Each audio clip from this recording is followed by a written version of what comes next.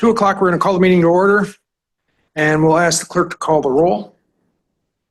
Dale Olson. Present. Benjamin Kurtzwell. Here. Robert Langham. Absent. Mike Bando. Here. Steve Beiting. Present. Thank you. Jim Strandlin. Absent. Laura Rusk. Sarah Delaney. Here. Ron Kinsley. James Bassett. Tom Housel. Absent. Bon Sutton. Here. Pete Baraboo. Here. Do you want non-voting? Okay. All right, we do have a quorum. To the folks that are online, Jay's sitting a couple chairs away from me, so if you give him the hand up,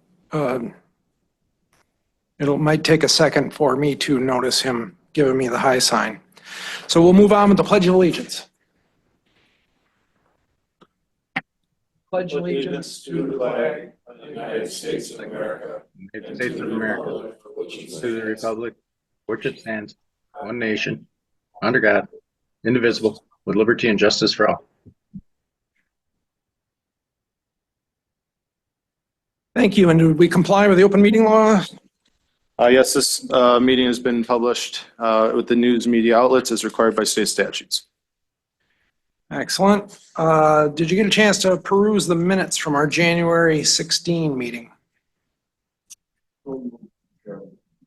Approval by Mr. Bassett. Second by Mr. Kinsley. All in favor signify by saying aye. All Aye. opposed, same sign. Motion carries. Public comments. We're going to try to stick to 3 minutes, but we have 2, and they are on both on ad hoc, both from Ms. Zelmer. And you can approach, would you like to speak on when this comes to the floor, or would you like to just speak now?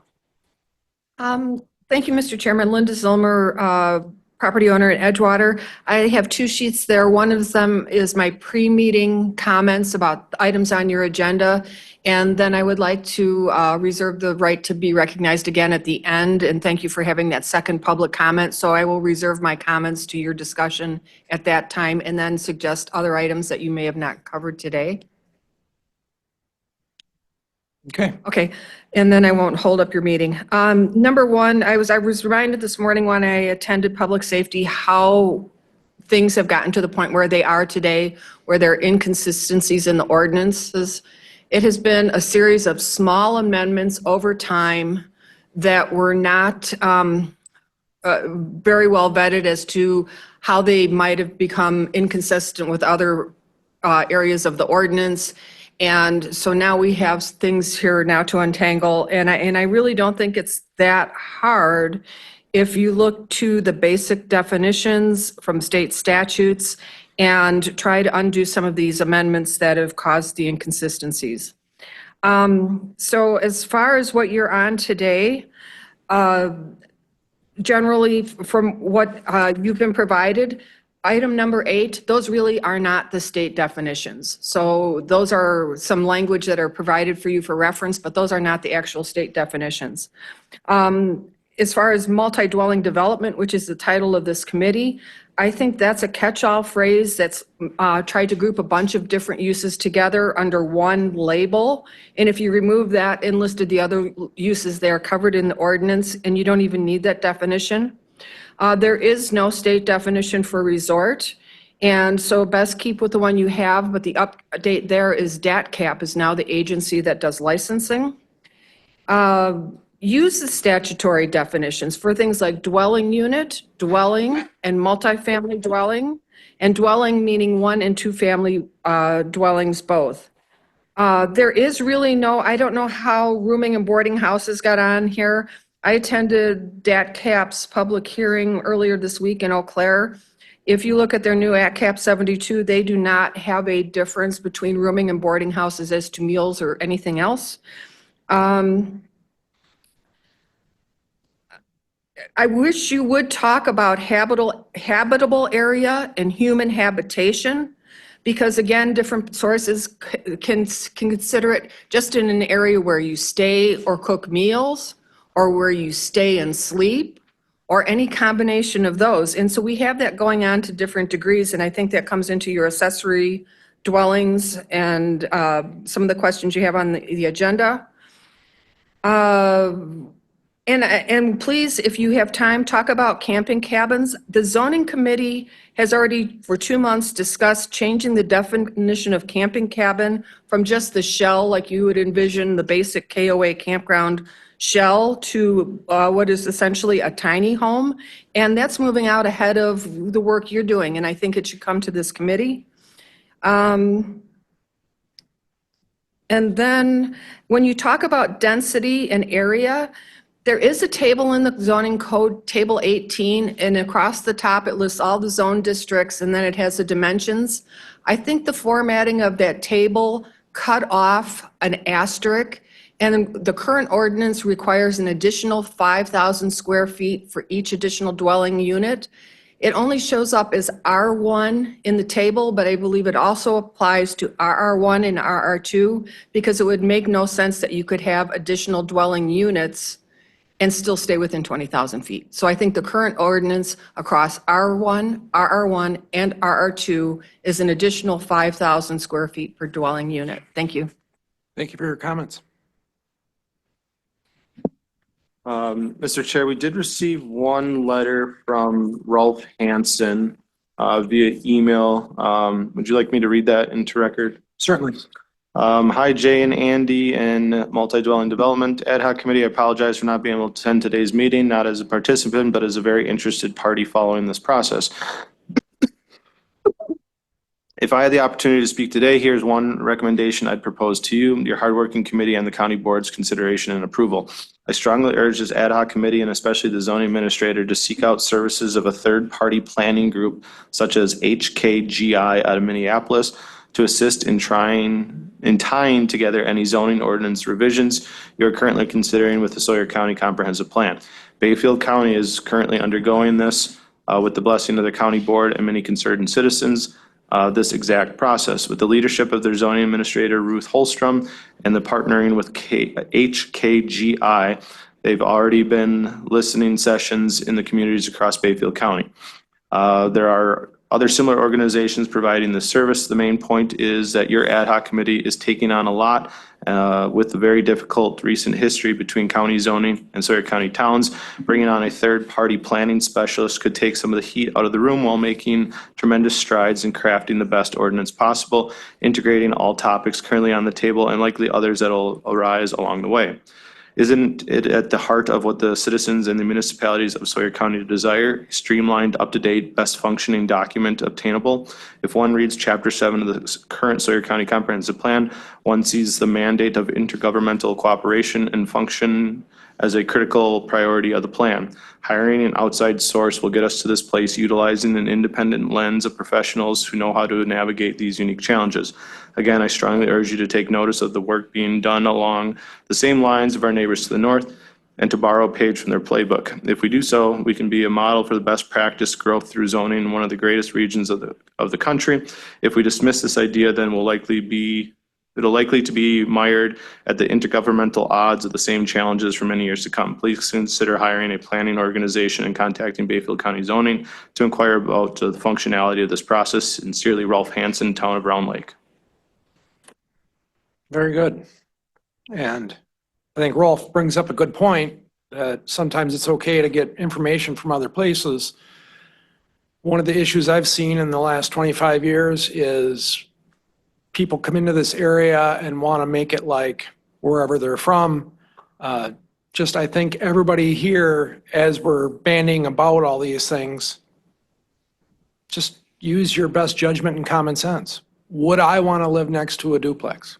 Would I want to live next to a tourist rooming house or a VRBO where would it be a suitable place for that? Are we stepping on anybody's rights? And I think, that's the best we can do without any prejudice behind us is to think about it from a personal aspect and do unto others. So we'll move on to state definitions. And I see we've got a sheet here. This is the one you did, Jay? Yeah, these are just some takeaways from, some of the agenda items that we have. Okay, My zoning administrator notes, let's call them. all right. And where did you pull your definitions from? Google searched Wisconsin state definition for the specific ones that we have, and this is what promulgated. The one that really doesn't show up anywhere, though, is the actual resort definition. They do talk about premier resort, and premier resort being specifically those associated along waterfront and offering other amenities. Yep, I had seen that definition. And I did my own research and looked for resort, and I was gobsmacked that it wasn't there. Mr. Kurtzwell? It's either under camping resort or problem is camping resort is not a good definition. It's, sorry, I didn't mean to. Do you mind if I speak, Tim? Go ahead. Camping resort is not a good definition for the resort. It's more an open definition. The one that would fit the best would be premier. However, it's more of you have to request to be a premier resort. So as far as resort as a definition, no, you're not going to find it in there. Okay, good. No, Mr. Kurtzwell. Thank you, Mr. Chair. I guess just since we're on 8A here, rooming and boarding houses, I think this is something that we shouldn't be dealing with first. This is something that's going to fall under these other definitions, I think, that we talk about later. It seems to me a rooming and boarding house, if it's a place where people rent rooms, again, we're starting to talk a definition of maybe a resort or something like that, which I think we're going to solidify later. But I think this is something that maybe we should do at the end of maybe our list or at a different time, because it shouldn't be the one we're starting with, I guess, in my opinion. I think we should hammer out, again, the two-family dwelling and what we think a resort is and these multifamily dwellings, because this rooming and boarding house is what people renting rooms, parts of their dwelling units. It sounds like a short-term rental right now, pretty much to me, under the current definition. And since we do not have a county definition for it at this point, I would say that this might be something that would be something we can deal with once we solidify some of these major definitions, but that's just my opinion. Thank you. Mr. Chairman, can I speak? Yes, Mr. Sir. So if you go under the Story County Code of Ordinances for Chapter 14, Health and Human Services, you'll find tourist rooming houses and short-term rentals definitions that they have in there. Are we going to be close to what they are saying for definitions, or are we even looking at that? I haven't looked at that yet, and I think it would be important to compare the two. I wish we had a whiteboard. Do we have a whiteboard? We used to. I guess not. Whiteboard, a chalkboard. They don't use chalk anymore, though. I guess, no, we don't have a whiteboard in All here right. anymore. We've got a definition in front of us. And what we had said, and to show you how clever I am, I left my notes from last time. I think we said we were going to try to fall back on state definitions. Am I wrong? Yeah, we were going to try to fall back on state definitions, somebody who's already had it defined. Brad, do you have that pulled up yet, the one from Health and Human Services? Maybe we could listen to that one and compare it to what's on here and compare it to the state definition and see if they are. So it says tourist rooming house and short-term rentals is adopted pursuant to authority granted in chapters 59, 66, 251, and 254 of the Wisconsin statutes shall be administered in the Sawyer County Department of Health and Human Services. Compliance with state and other applicable law, Article 5 or 4 is the subject of provision set forth in Wisconsin statutes and other applicable law. Each may be amended. Nothing in this Article 4 is intended to and shall be constructed to amend or otherwise modify Sawyer County Health officers' rights of obligations authority set forth in Wisconsin statute and applicable law as each may be amended. There's the purpose and intent, and then the definitions. Bedrooms means term found in SPS 382 and 383 used to calculate residential estimated water flows and POWTS numbers of bedrooms based on 2 persons per bedroom unless otherwise provide DPS. Call for services means call, make forward Story County Sheriff and other law enforcement body and jurisdiction under the TRH property. They've got a bunch of other definitions in here. Dwellings means building design. or Well, use- we're gonna hit dwelling further Okay. down. But what I'm hearing from that definition is they just went back to SPS. They went back to the state definition. Okay, That's what, I mean, they don't actually define it. They're just listing the state definition. well, they got short-term rental means residential dwelling that is offered a rent or fee for fewer than 30 consecutive days. Tourist rooming house means all lodging places and tourist cabins and cottages, including short-term rentals and other hotels and motels in which sleeping accommodations are offered to pay for tourists or transients. It does not include private building or room house not accommodating tourists or transients or bed and breakfast establishments regular under Wisconsin Admission Code, Chapter 8T CP 73. And then it goes on to tourist rooming house property or TRH property means real property in which the tourist rooming house sits or is located at any real property or renter may use as part of the rental of the tourist rooming house and any personal property that is used in the operation or use of the tourist rooming house. TRH property does not need to be contiguous or adjacent. And then it says tourist rooming house license required, application for TRH license, and so on.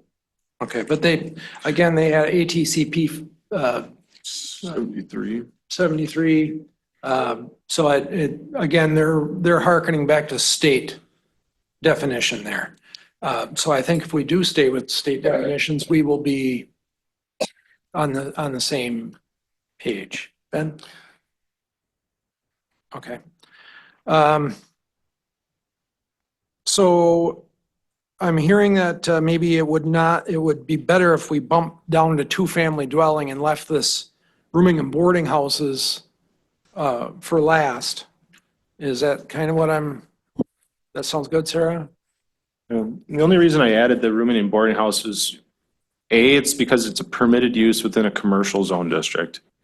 B, there's no definition of what it is. So it's definitely a placeholder and something that, I mean, this committee should come up with a definition to that or change it or remove it from permitted uses within the commercial zone district. But something that sits out there as a permitted use that doesn't have a definition is worrisome.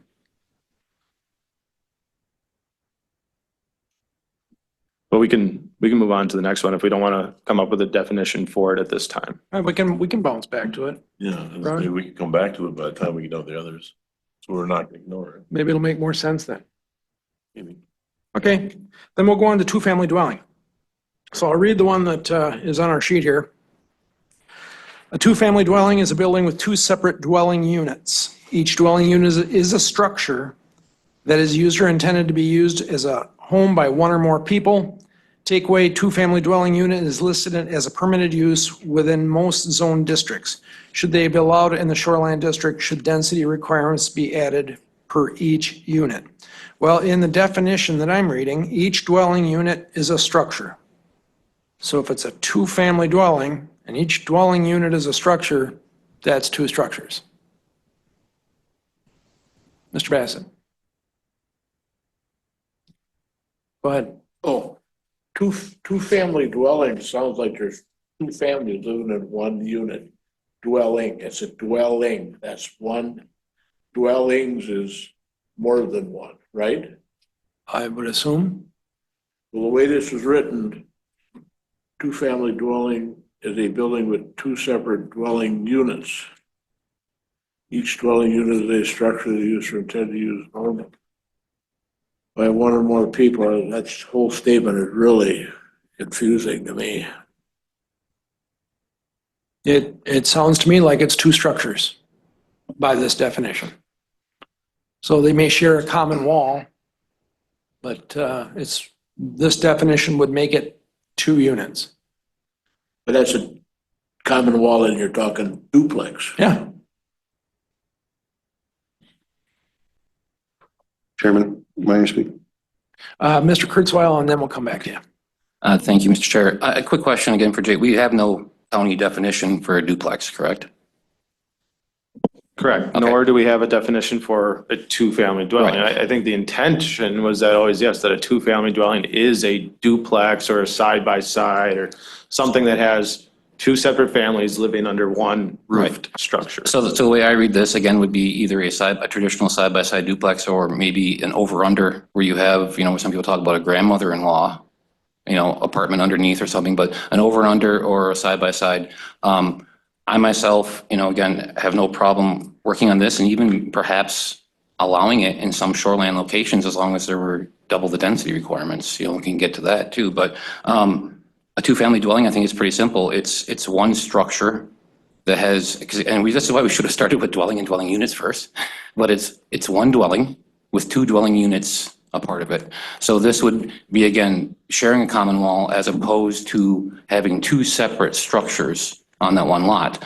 So I'm more open to the idea of having, if we're going to have two dwelling units on a lot, that they be attached, at least by one wall, as opposed to having two separate ones. So to me, I think the definition sounds pretty clear. Do we want, one building with two dwelling units inside of it, sharing some common wall? And obviously, in this case too, Jay, it wouldn't matter about sharing septics or anything like that. They'd probably have the same septic system, sharing it with the same building. It'd be pretty hard to sell something like this, I guess, too, unless you're selling, if it was an over-under, that would be kind of a difficult proposition to sell, I guess. But that's what the definition sounds like to me, if that's not, so. Thank you. Brad? I was going to concur with Ben. A building unit that has two separate living units within their own cooking and cleaning bathrooms. So that would be a definition that would be a two-family dwelling. Okay, so Basically, it would be a duplex. I'm looking at what some of the scribbles that I have here. Two-family dwelling. A two-family dwelling is a building with two separate dwelling units. Each dwelling unit is a structure that is used or intended to be used as a home by one or more people. So we are talking about a condo being two dwelling units by this definition, by the state definition. The last one you read makes more sense. And again, just to clarify, this is for living purposes. As soon as you start talking about renting out both of those, I would say that falls under the definition of resort. So, this is what we're talking about, the way it's defined as a home by one or more people, not as a rental.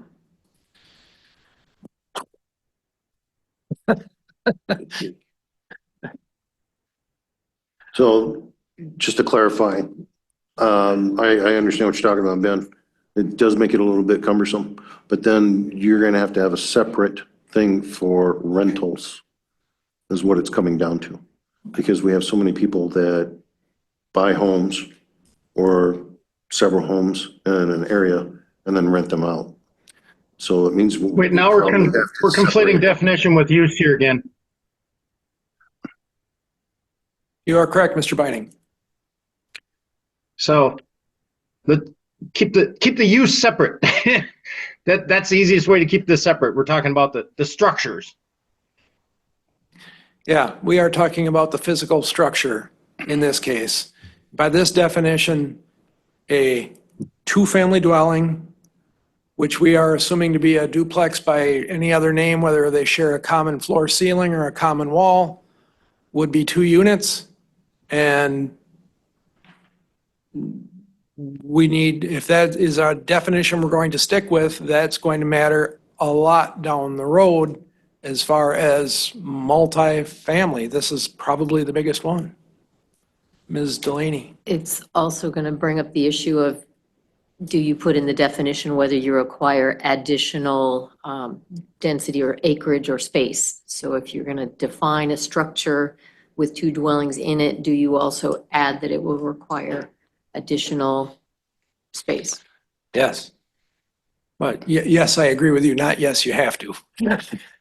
So it's like, yeah, again, right now we want to get the definition and then we're going to decide if it's allowed, what on shoreland, what the density requirements are going to be or something, that's a first step here, is getting our definition down. And then, yes, personally looking at this, if someone wanted to do a duplex or a two-family dwelling on a virgin lake lot right now, I would think you just need, instead of 100 feet, you got 200. You got your extra 5,000, maybe 7,500 square feet for that. And I don't see really a problem with it. Of course, we want to allow something like this off water, right? I mean, we have a housing shortage in the county. It'd be nice if some developer wanted to build affordable townhomes or duplex styles for people. Unfortunately, that doesn't happen. But first of all, let's get the definitions and then we're going to start working on density. But you're exactly right. Thank you, Sarah. So I think we are at a kind of an endpoint for two-family dwelling. Do we like the definition that's in front of you? It is very, very similar to state definition. May I make one suggestion there? Just to make it clear, should it be that a two-family dwelling is one building with two separate dwelling units, not just a building, that we actually classify it that this is all under one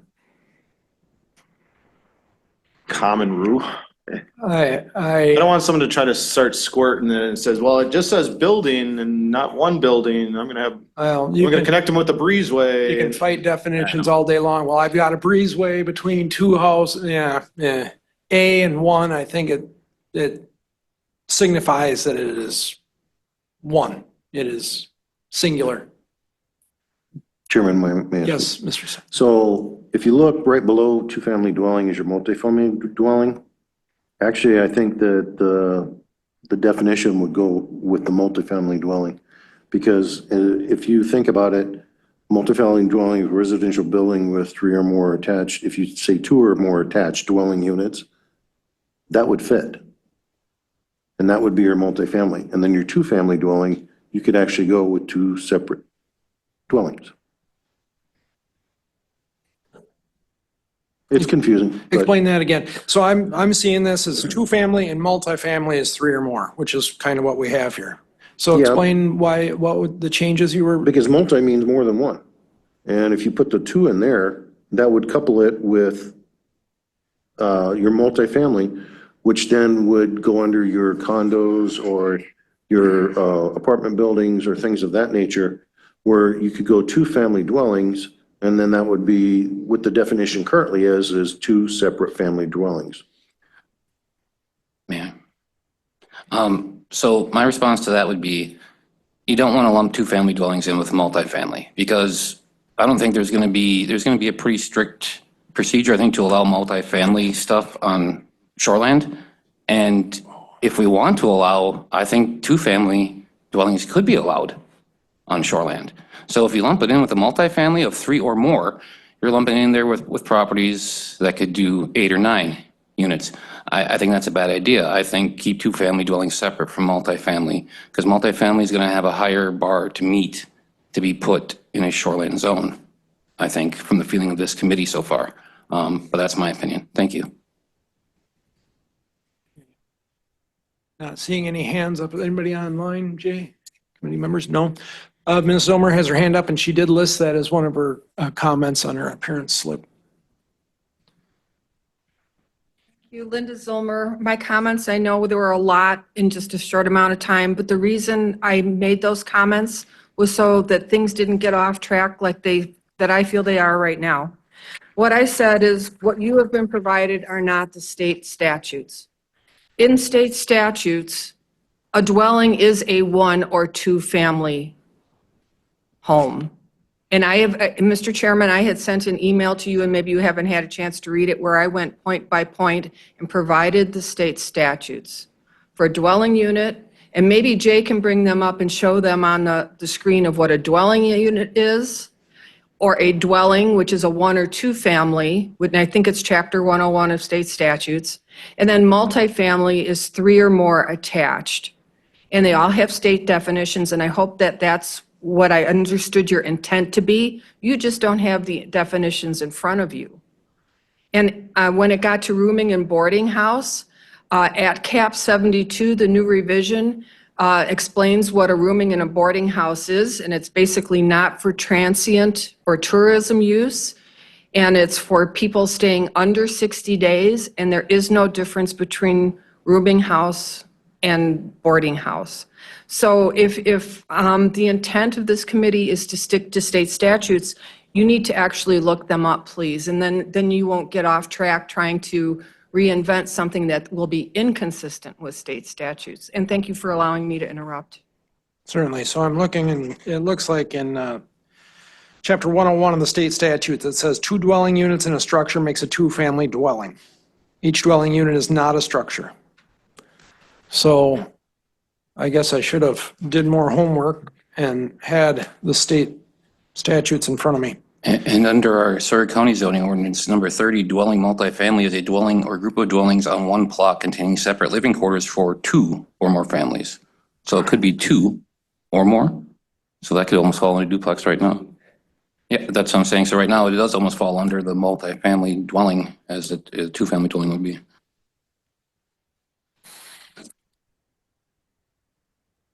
Well, we're having a hard enough time on the very first one. Basically, if state statutes is what we're trying to stick with, and they don't define a 2-family dwelling, they just consider a dwelling to be 1 or 2.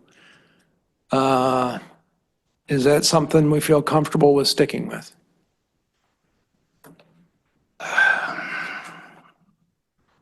Mr. Kurtzweil, your mic is on. I'm thinking. Turn your light off, I think. Ms. Zilmer, we'll give you one more shot.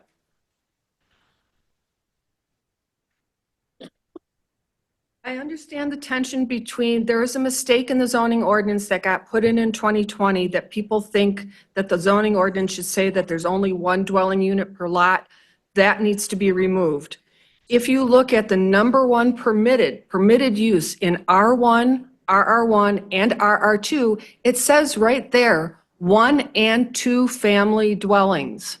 So right there, they have been allowed since for forever. So if you were to go to the Sawyer County ordinance, you look up R1, RR1, RR2, number 1 permitted use in each of those is 1 and 2 family dwellings. They've always been allowed. And if you all of a sudden change that, you are going to then create nonconformities, and I think that's a separate. So thank you. So are you saying that right now in the Sawyer County ordinance, it already allows 2-family dwellings? Yes, as a In number those 1 zones. permitted use, Okay. whether it's shoreland or non-shoreland. And if you go to the shoreland zoning ordinance, it says 1 dwelling per lot, and a dwelling by state statute is 1 or 2 family. But we have no definition of a 2-family dwelling. Do you need one? What is it? No, it's dwelling or multifamily. Because dwelling includes 1 or 2. And I'm looking at the overview from 101.61 parent 1, defines a dwelling as a building with 1 or 2 dwelling units. So we've got dwelling and we've got Multifamily. multifamily. Maybe there is no Yep. 2-family, and do we need 2-family? I'm sorry, Chairman. may I Go speak? ahead. What would be the impact if we got rid of the 2-family dwelling?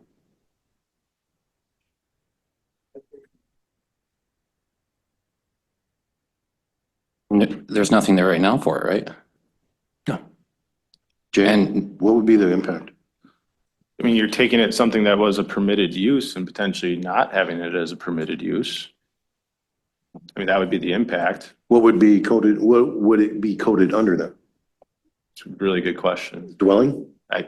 Dwelling or, the state definition says that a dwelling is any building that contains 1 or 2 dwelling units. And then dwelling units means any structure or part of a structure which is used or intended to be used as a home, residence, or sleeping place by 1 person or 2 persons maintaining a common household to the exclusion of all others.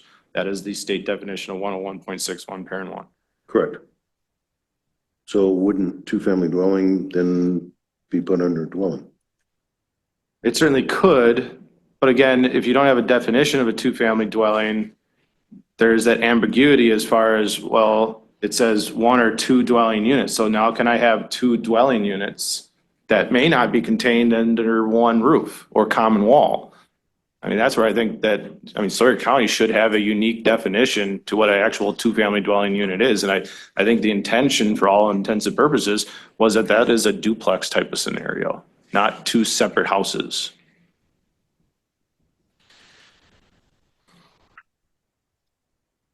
So in the definition from 10161, parent 1, defines a dwelling as a building, and I think we've covered the A that Mr. Bassett talked about, or Jay talked about, does A mean one?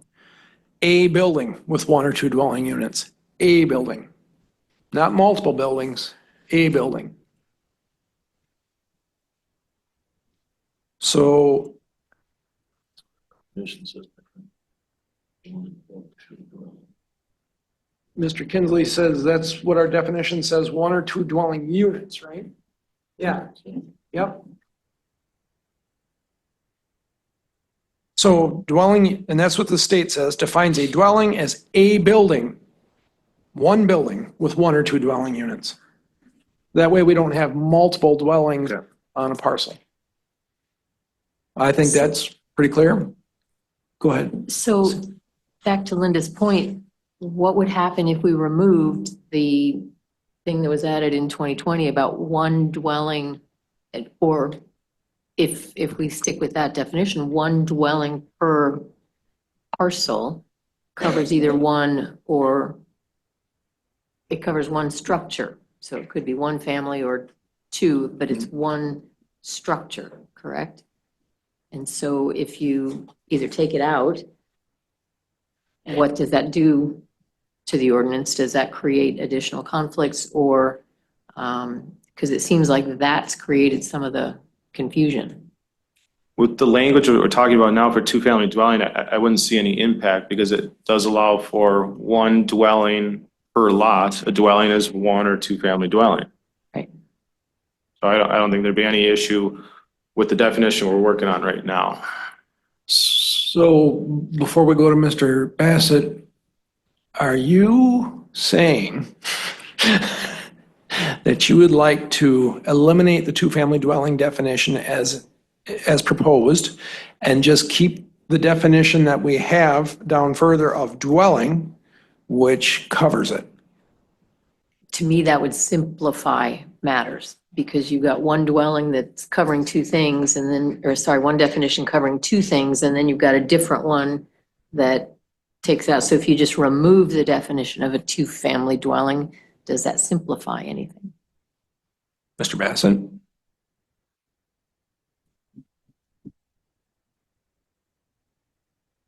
Oh, me? Yeah. I've been thinking along the same track. It seems like having that two-family dwelling with an explanation in there just makes it confusing. Where if you took the multiple family dwelling, a single unit with more than two family units within the building, something like that, and totally eliminate that two-family dwelling. I think it would be clear, and then I'd have to go to Jay.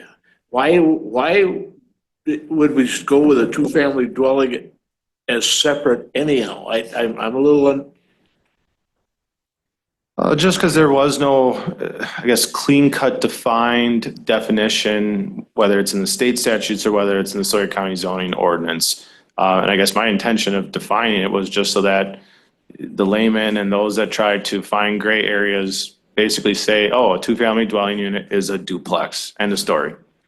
But if we want to leave it as it is, I still think it works. It's probably defendable, but I guess my intention was the more soundproof an ordinance is, the less it can get torn apart. in other words, the more wording, the less. Unfortunately, yeah, that's the world we work in. Somebody- Yeah. Mr. It's a Manos? simple point, but the definition of two-family dwelling, the first sentence is fine. It's a building with two separate dwelling units. The second sentence, it says each dwelling unit is a structure. That implies two structures. So if you scratched that and just said each dwelling unit is used or intended to be used, just take those three words out, is a structure. And then you're left with one building that can have two dwelling units.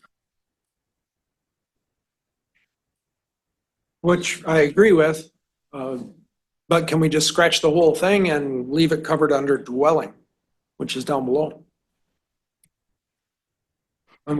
State statutes kind of got it covered. One more thing on the attached, okay? And again, throwing in something that's in my front yard. Two cabins moved in, okay, from another place. They were moved in. Of course, there was a scuffle concerning it.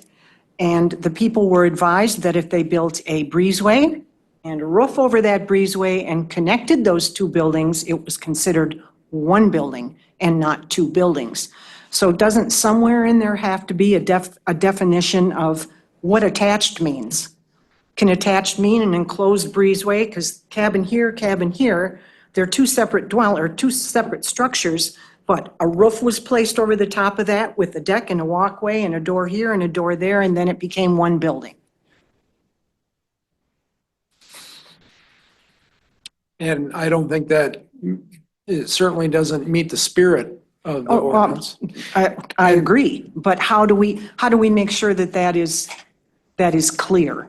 For the, Do you have to say a shared wall, or what do you have to say to stop something like that from happening? that is an excellent question. And just for Kathy's minutes, could you have her spell skerfuffle? Scuffle. Scuffle. Yeah, you're right. The breezeway. In the current way I've been administrating those is that it would have to be as enclosed habitable. That would do it. By UDC, enclosed habitable would be as a 6-foot wide enclosed habitable portion. So you can't just put a breezeway over something and connect it, and now that other structure is all considered one enclosed habitable. So basically a 6-foot hallway. Go ahead, Laura. Or are you done? You I'm said- never done, Dale. Okay. This structure as it exists now, it's plenty wide. It's well over 6 feet. The roof is on it. There's a door coming out the front of it. There's a door going into each of the cabins. They have a table and chairs in that area. So they have combined the two buildings with that addition between the two buildings. I don't know if by definition habitable, they can certainly be in it. I mean, they can't go to the bathroom there, but they can be in there. They could grill out in there if they have screens. I just think that's something that needs to be clear, because there are a lot of scenarios with the old resort cabins, and maybe it's clear and I'm not seeing it clearly. Well, I think it's clear enough that you explained exactly what it was. This is two cabins connected by a breezeway. By definition, that's not a building. But right now, it sits that way and it was accepted that way. I'm just throwing that out there. There's nothing illegal according to zoning right now with what they're doing. Jay's definition, it is. Hang on, Brad. Let's Well, go with to, Jay's definition, allowed. It it was is to be one attached, and building. therefore, it is one building, because it's a I'm not upset about habitable anything anymore, Bond. I'm just saying 6 foot that wide is, structure.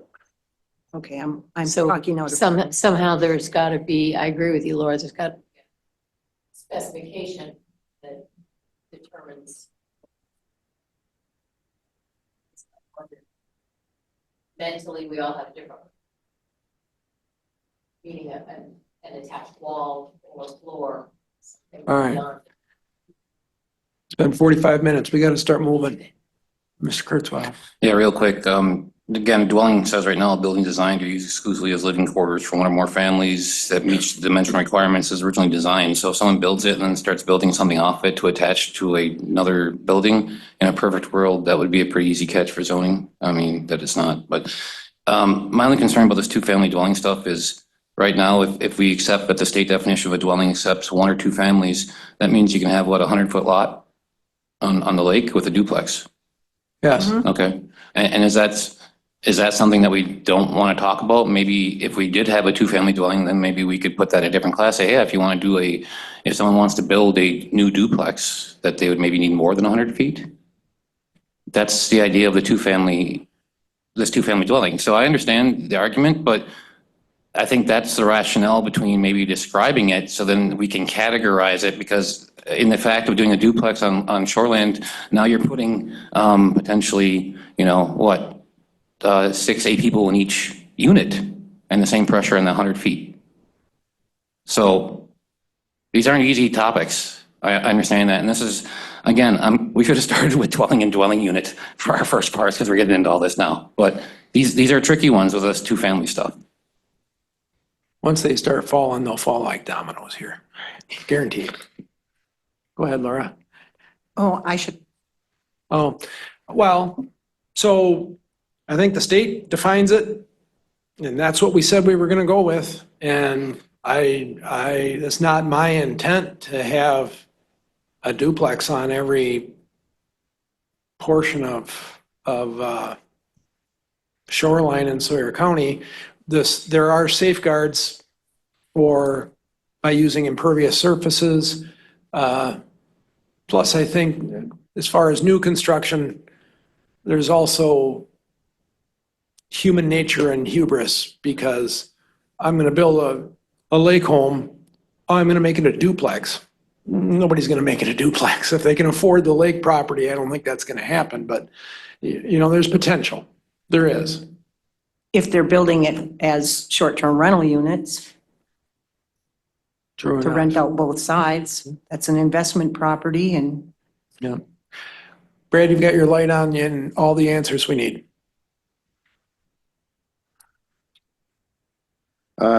Don't have all the answers, but under what I was looking up for a two-family dwelling, it basically is stating that two separate buildings on the same lot is what it's referring to on a two-family dwelling. Where the dwelling is one building, much like a duplex where you could have in that area. When we talk about it, is there a golden BB for taking care of all this at one time? I'm not sure, but like you said, hopefully it'll fall down in dominoes. I think that if you go to multifamily dwelling and dwelling, you're going to be within the state statute, and I don't think we can go wrong with that. But the same token, I think we're leaving out something that was specific for Hayward, which is the two-family dwelling, where you put two buildings on one lot. And that's what it's speaking to. I understand that. I What think, makes Hayward separate from the rest of the state here? Help me out. come again, Steve? Yeah, what makes Hayward separate from the rest of the state here? That's where we get problems. Well, Bayfield County, Washburn County, and several others are redoing their ordinances too, so it all, you know, there's always going to be problems. Maybe what we're looking at is the definition was intended. When they said one or two families, does that mean, was it intended to mean grandpa and grandma live alongside of their son or daughter? Does it mean, you know, a grown kid is at two families with his or her spouse? Maybe that was what they were trying to talk about with when they said one or two families. I don't know, but you're right that we shouldn't stray too far from the state's definitions. Go ahead, Jay. Just to throw another wrinkle, because that's kind of what I deal with on a daily basis. A lot of people, I won't say a lot, but we're now seeing that this is as a one family structure, and they're wanting to do a wing expansion off of the house as kind of the east wing. And then that east wing would have 2 bedrooms and a bathroom, wouldn't have independent kitchen facilities or anything like that. But now is that still as a one family unit?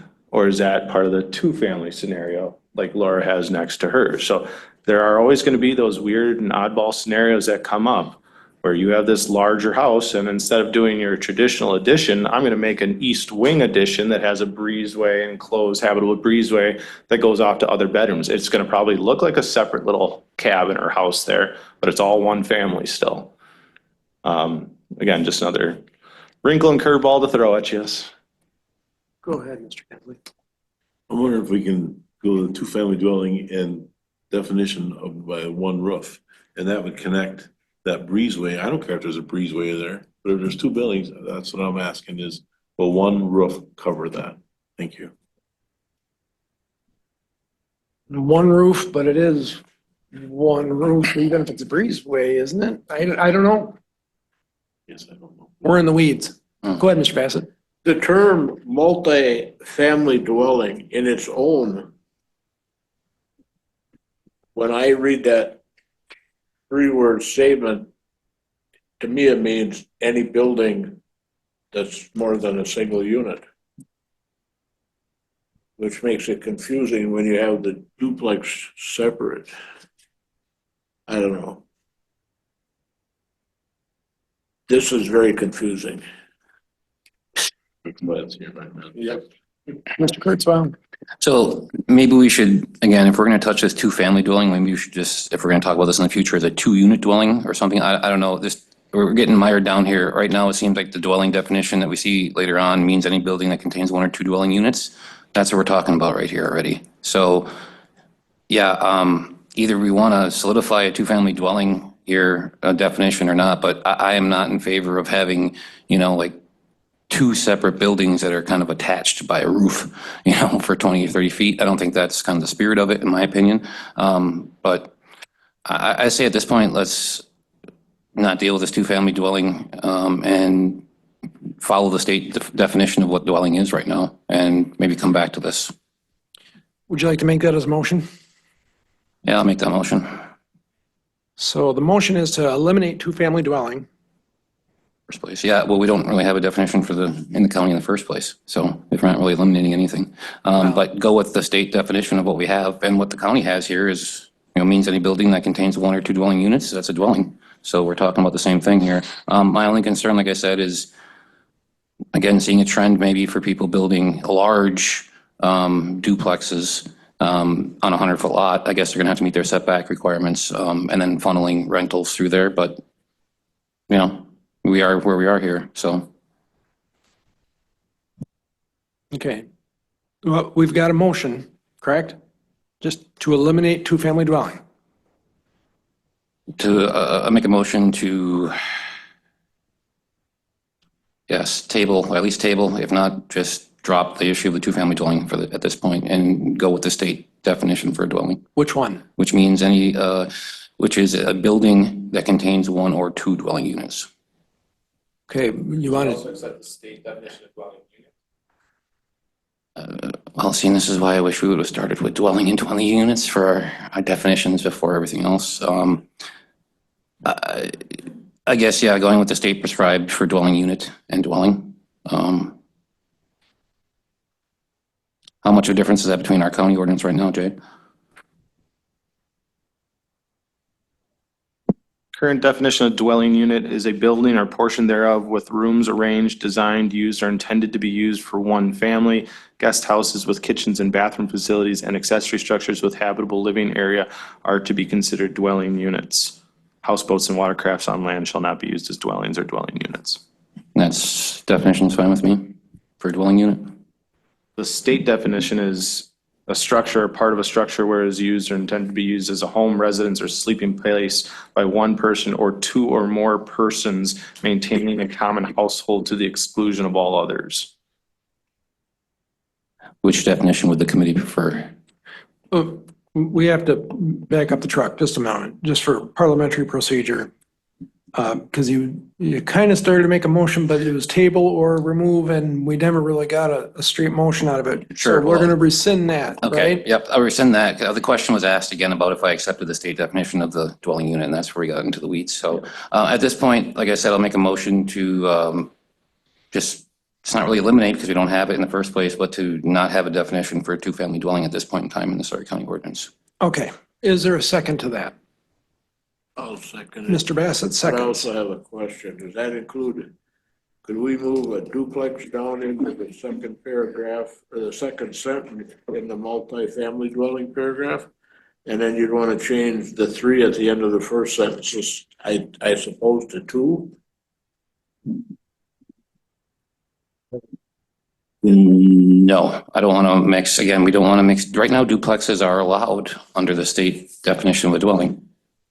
So we don't need to add anything under the I'm multi. still seconding. Okay, Thank you. we can have discussion now.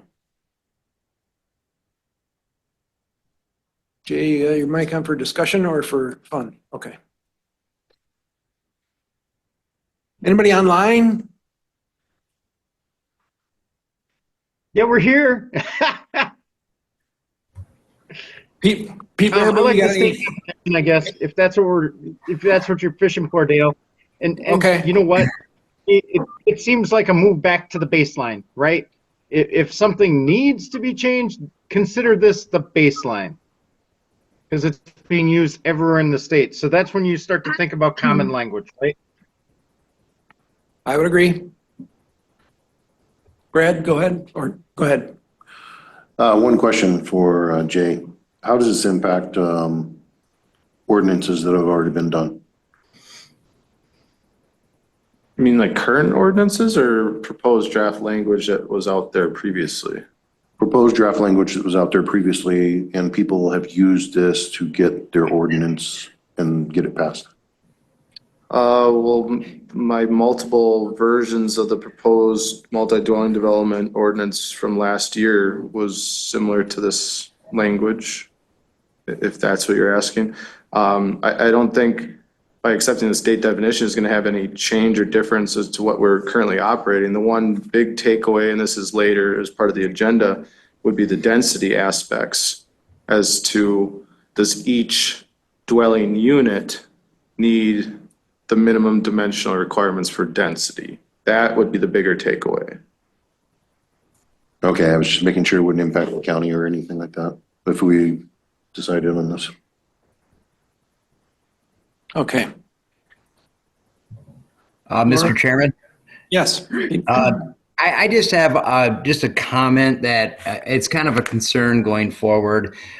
Going back to Jay, where he gave the example of like adding an east wing on.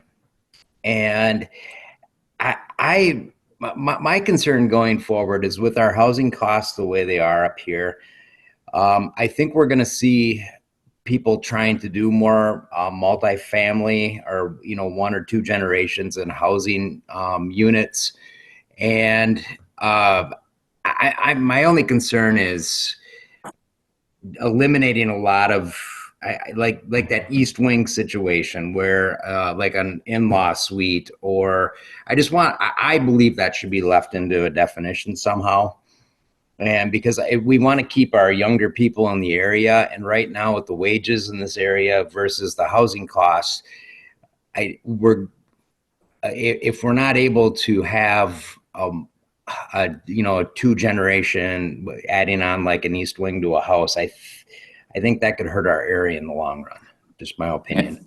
Okay, may I address that real quick? Yes, sir. I think that the scenario that Jay proffered up was again about, and correct me if I'm wrong, Jay, was about building an addition with maybe a bathroom and 2 bedrooms, which is an addition, which is what a lot of people do all the time. There's nothing illegal with that. Now, again, the issue would be obviously if someone starts building, a second dwelling unit with the kitchen and everything else, or the capacity, running other things in there and having a separation where there's more of a private entry. I don't think there's going to be anything illegal with someone wanting to build an addition onto their house to house their relatives, and be part of the same dwelling. I mean, that's perfectly on the table right now. So thank you. Okay, I just wanted to make sure that was something that, could be done in the future. Yep, I think that we're there based on these definitions, Mr. Barbo. Okay, thank you so much. Laura, you were up and you're good? Brad? I just pulled something up from the Wisconsin government, chapter 2, 1 and 2 family dwelling codes. 101.60 the purpose of the subchapter is establish statewide construction standards and inspection procedures for 1 and 2 family dwellings to promote the interstate uniformity and construction standards by the authority of the Department to enter the reciprocal agreement of other states which have equivalent standards. And it says 101.61 definition of subchapter dwelling means any building that contains one or two dwelling units. Dwelling unit meaning structure that is part of a structure which is used for the intent to be used as a home, residence, or sleeping place by one person or by two or more persons maintaining the common household to the exclusion of all the others. Dwelling and dwelling unit do not include the primitive rural hunting cabins. Say the very last part. It says dwelling and dwelling unit do not include primitive rural hunting cabins. Yes. Anything established before 1997. Yep, and that's where we started this definition, so. We have a motion on the table to eliminate, at least from discussion today, two-family dwelling unit and concentrate on our dwelling and multifamily dwelling. I think it's been fleshed over. I second that. Okay, it's been seconded, so all in, yes, yep, it was already seconded. All in favor signify by saying aye. Aye. All opposed? Aye. Those are fours. There's just a lag time. All right, so we're Yeah, not going to sorry, address. County Networking. We're good. And I'll try to do it different next time. I think maybe we should skip down to dwelling before we try multifamily dwelling. And everybody seems to kind of like the state definition that we basically have here. Is what I'm hearing.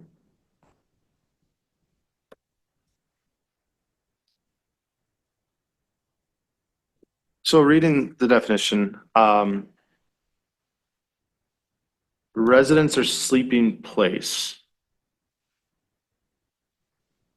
So is a east wing sleeping place a separate dwelling? Is it all part of the same living quarters, or is there a common wall like a duplex where you have to go in and out through a different door?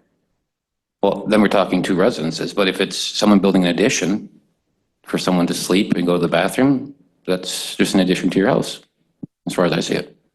Structure or part of a structure which is used or intended to be used as a home, residence, or sleeping place. So is an addition that has bedrooms a sleeping place and therefore another dwelling unit? No. Okay, good. And we're. I hope not, but that's almost how it reads. though. It is, and I think we're really going. Today it's a bedroom, tomorrow it's an office. Right. Well, yeah. Historically, we used, you had to have three things for habitability. You had to have a place to sleep, you had to have a place to cook, and you had to have a place to go to the bathroom. And that made it a habitable structure. So. What does that require though? Insulation, heat, electricity, and plumbing.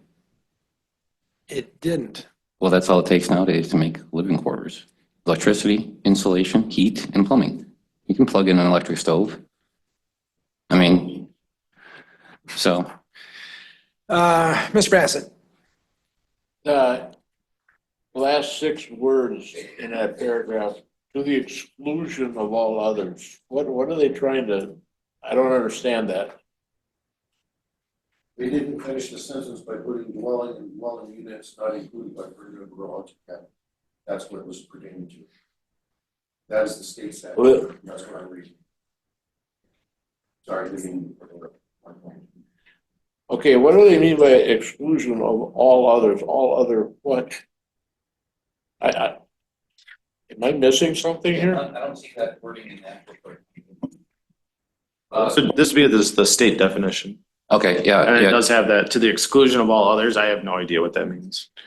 If you open up the state statute, it continues on with dwelling and dwelling units not included in primitive rural hunting cabins. That is what it's pertaining to. Okay, well, and again, here it says in the dwelling unit part, again, it says residence sleeping place by one person or by two or more persons maintaining a common household. So again, if you're having an addition and you're maintaining that common household with someone, it's an addition, not a separate dwelling unit. So it seems here by saying common household, that clears up the discussion about having someone living in another wing of your house. Correct. So to the exclusion of all others, to me sounds like, because the sentence is talking about people. Home residence sleeping place by one person or two or more persons to the exclusion of all others. So It seems to me they're saying that's what makes a dwelling unit. Only if it meets the sleeping place, the home residence or sleeping place of one person or by two or more persons maintaining a common household to the exclusion of all others. That's what makes it a dwelling unit. It says one person or two as long as you're maintaining a common household. But to the exclusion of maybe all others of someone else who's not part of your common household or a rental. That's what it's saying. That's what makes it a dwelling unit. So not a rental, not a boarding house, it's your family for them to sleep. And so I'm good with that. Jay, you got your light on. Yeah, I'm good with it. Okay. I make a motion that we accept the state term for dwelling and dwelling unit to be recommended that the Story County adopts that going forward.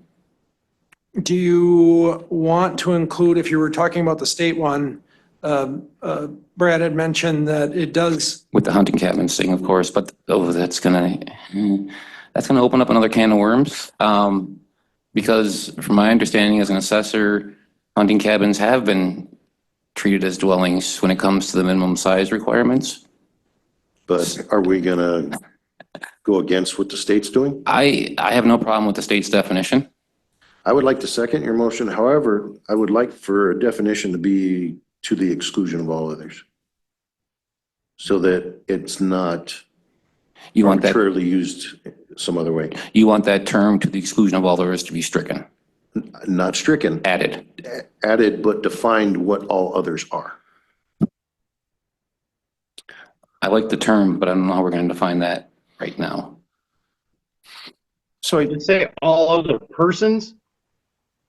it just says all others. The state definition and the one we're proposing says a residence or sleeping place by one person or by two or more persons maintaining a common household to the exclusion of all others.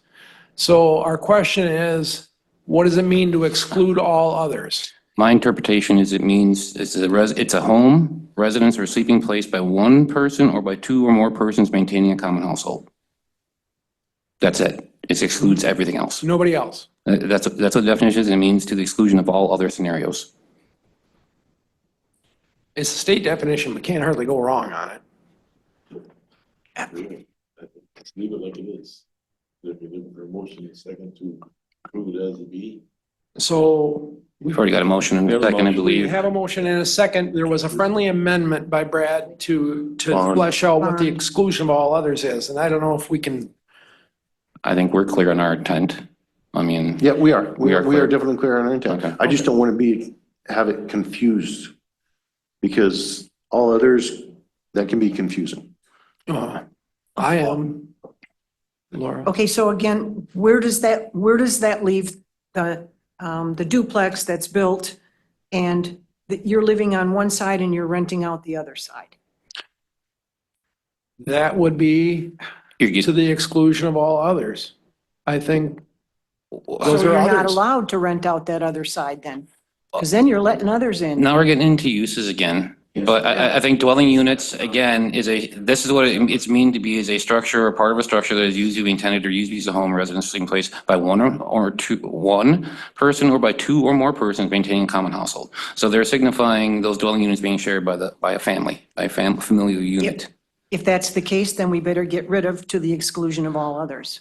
Well, it's still going to be a dwelling unit, I guess, if someone builds a dwelling with two dwelling units, but if they're going to start renting it, then the use is going to be up for an issue, and then it's going to fall under what, a definition of resort? Or I guess if someone owns a duplex and lives in one half and rents out the other half, that would follow the right to rent law under the state of Wisconsin. So it all kind of depends on what the scenario is and what our definitions are for what are coming up. But I think the state prescribed definition for dwelling and dwelling unit are a good, as Steve put it before, a baseline of having the right information. Then if we're going to go with what the state has, then let's, as Bon said earlier, let's extend it, not just say to the exclusion of all others, period, because that didn't finish what the state's intent or what the state statute said. If we're going to use the state statute, let's use it in its entirety and not put a period where there wasn't one meant to be.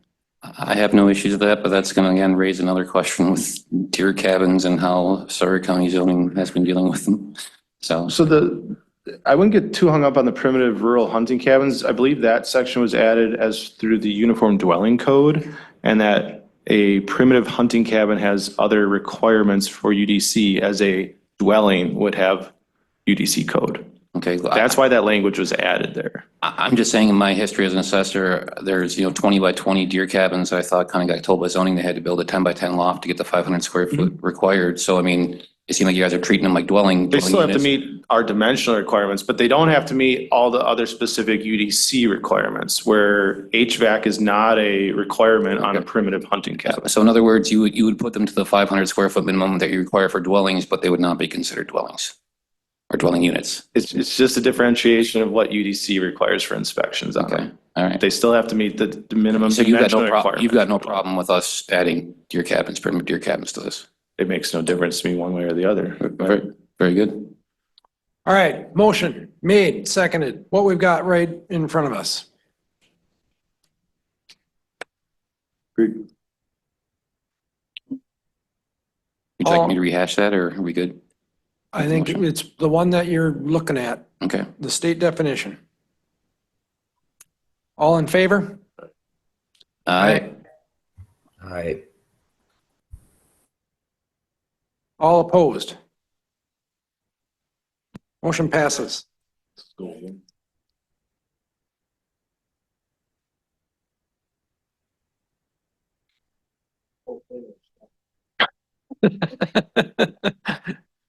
Noted, Mr. Bassett.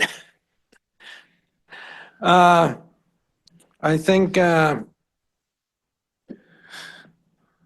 our agenda? I think we're on E, Mr. Chair.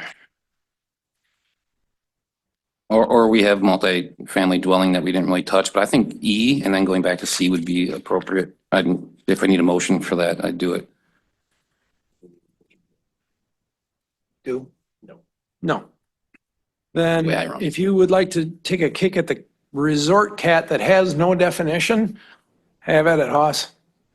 Sure. I just think right now, here is a Sawyer County definition of a resort. A resort is a for-profit business holding a seller's permit and licensed by the Wisconsin Department of Health and Family Services, which provides rental to the public of dwelling units contained in one or more permanent buildings used primarily for recreational use. I think that's a pretty good definition already. It's pretty clear. I guess, 'cause it seems to me with short right to rent law, if you rent one unit, you're not a resort. If you rent more than one unit, that falls under the definition of resort. Seems pretty clear to me. I think the Sawyer County definition of resort right now is something we should keep with. You're saying to keep the The current current definition. ordinance. Yep. Which would be again, a for-profit business which provides rentals to the public of dwelling units contained in one or more permanent buildings used primarily for recreational use. Okay, Mr. Bassett? Just a question. I can't think of the name of the resort, but it's John Detlof's Resort. Out on the end of the, Indian Trail, I want to think. Pat's dead, or Pat, his mother passed away, Yeah. Detloff, but it's John's running it now. But they have what they call a bunkhouse. They have I think it's 2 stories, and it's individual rooms like a hotel room, only there's no restrooms within the room. You gotta go down the hallway to take a bath or a shower or whatever. How does that fit in with Ben's thoughts on what a definition of a resort is? On a question only. I'd say that it is already defined as a resort, and I think that falls in with a resort. I mean, this is where we get into these boarding and rooming houses where you're renting out parts of your house. To me, it's still a rental, and it falls under the short-term rental or a resort definition. If you're renting out a part of your house, of your one house, that's a short-term rental in my view. If you're renting out parts of 2 different houses or 2 full houses, that's a resort. Any rental of more than one dwelling unit would be considered a resort, I believe, under this definition. You can rent one legally under the state law of right to rent. If you rent 2 on the same property, it falls under the definition of resort currently. Does that answer your question or no?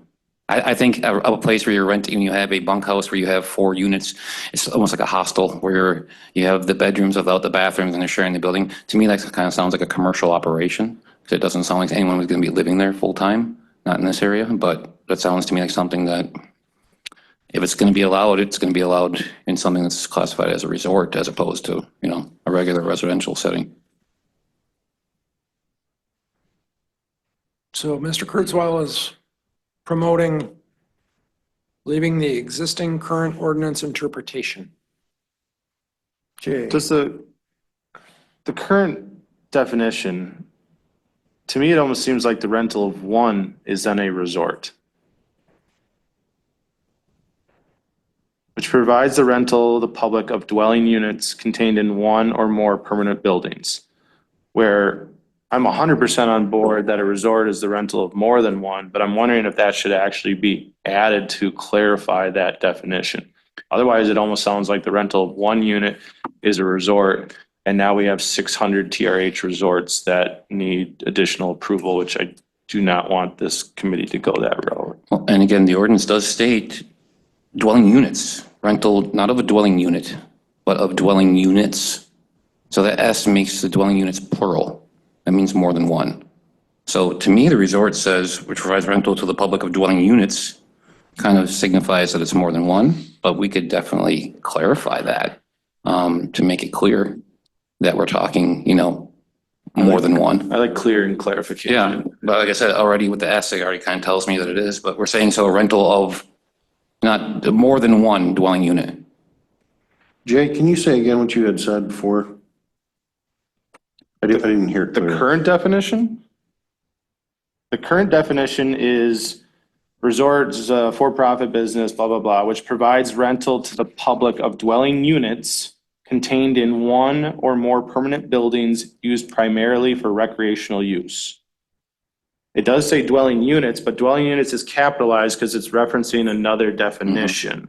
And that is the definition is dwelling unit. So I would like clarity with that one. And if it is this committee's choice as to rental of more than one should. So I would proffer to change the ordinances, which provides rental to the public of more than one dwelling unit. it does say that. Right now it says the public of dwelling units. And now if we want to clarify, we can say, if you're renting more than one, you're a resort. I'm reading the county stuff.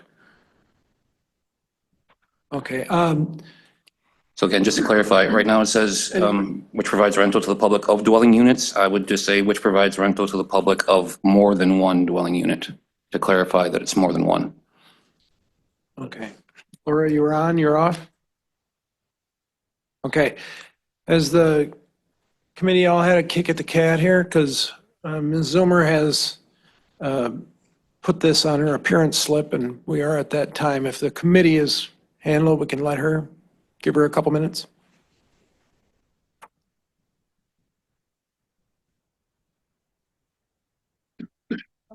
Linda Farmer, Edgewater, property owner. I think Jay's question was a very good one. It has been brought up since 20 years ago, and I would argue that the definition of resort includes a unit as well as units.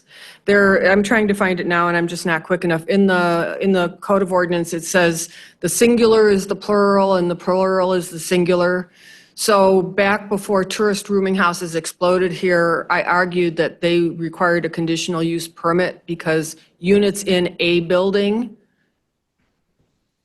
it could be one unit in a building, it could be 2 units in a building. And I know it's not on your agenda today. One of the things I'd hope for your next agenda is if you would address this definition of tourist rooming house, which I will provide to you based on the latest ATCAP definition for ATCAP 72 revisions. But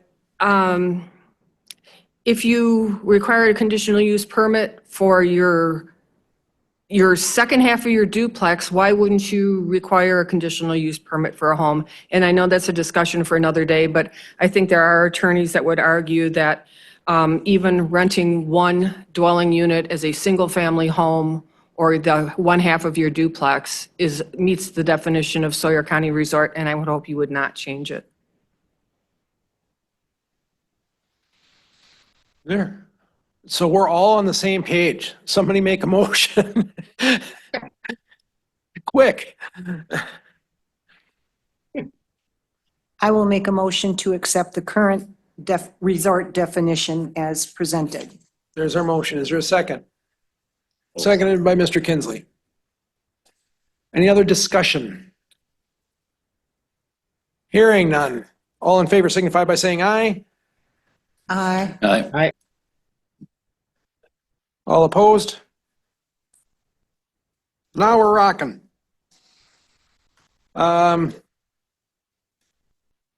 See, resort, we got dwelling, we got two-family, we got rooming and boarding houses, and we didn't touch multifamily either. Mr. Kurzweil. Thank you, Mr. Chair. Yeah, again, the rooming and boarding houses, I think is something we should leave till next meeting and do some more research on. This multifamily dwelling, again, just looking at this, it sounds like this is kind of what we talked about last meeting about the planned unit development under the subdivision ordinance. It seems like that would kind of, again, fall under that part when you're talking 3 or more attached dwelling units or something like that, but maybe someone can help clarify. That's what it seems like to me to be an easiest route for this multifamily dwelling. Yeah, I think we got a state definition again. I see what Ben means about multi-dwelling development, but we're talking definition, right? Multifamily dwelling? Yes, sir, Mr. Yeah, Rennie. correct, sorry. Okay, so 101.971 2, right? Yeah, that's the state definition. Means an apartment building, row house, townhouse, condominium, or modular home is defined as 101.71 parent 6 that does not exceed 60 feet in height, although we have lesser requirements, or 6 stories that consist of 3 or more attached dwelling units, the initial construction of which begun on or after January 1st, 1993. Multifamily dwelling does not include facilities licensed under Chapter 50, which Chapter 50 is for caregiving facilities, nursing home, hospice care, etc. Yep.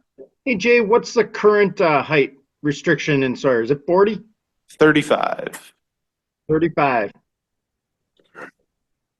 Does that get Max amended height. somewhere else in a definition, or is this where we would change that to meet the deviation from state standard? That was historical. The reason that it's different than state standards is we don't have fire trucks with aerial ladders and monitor Yeah. cannons on everything. So 35 is as high as we could squirt water. So that's why 35 is 35. Now, it has been a colossal change, whether it's from lowest grade or average grade, and I think you're still doing average grade, Lowest. lowest grade. Yeah. So it's, people are trying to do a 3-story front on a walkout on the lakeside, and from lowest grade, it's difficult. So, which, that's fine. Those are the rules. So, but it was based on fire, not on anything else. The industrial zone district does have a max 60-foot height. Although there's other airport overlays on top of that as well, which is always fun. Yeah. So I think that is a cat we don't want to kick right now. So Ms. Kurzweil, you were saying we want to push off the rooming and boarding house? I guess I just don't see how this is much different than either getting to be a resort or to a tourist rooming house at this point. I mean, if we want to start tackling the tourist rooming house stuff, I almost think this rooming and boarding houses would follow more under those definitions. Okay. That's just my opinion. Well, seeing as how it uses the same lingo in both definitions, talking about townhomes and row houses and things like that. Multifamily dwelling does have a state definition. Do you want to go after that state definition and codify that or pass on it? I'd like someone else to proffer an idea on that one.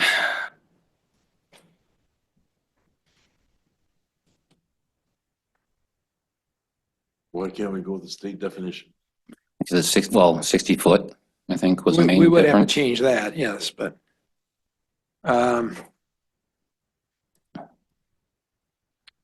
So state definition, apartment building, row house, townhouse, condominium, or modular home as defined in 101.7, parent 6, that does not exceed 35 feet in height or 3 stories? 2 stories? What would that be? Would 35 feet regulate how many stories? Be 3.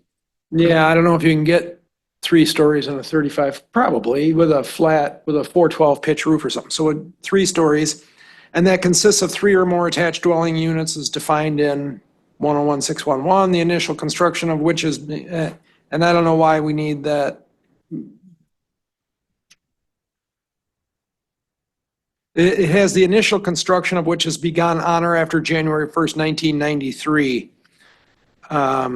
Not sure we need that unless it would be to keep people from changing an existing house to a multifamily, but I think keep the dates in there, just in case.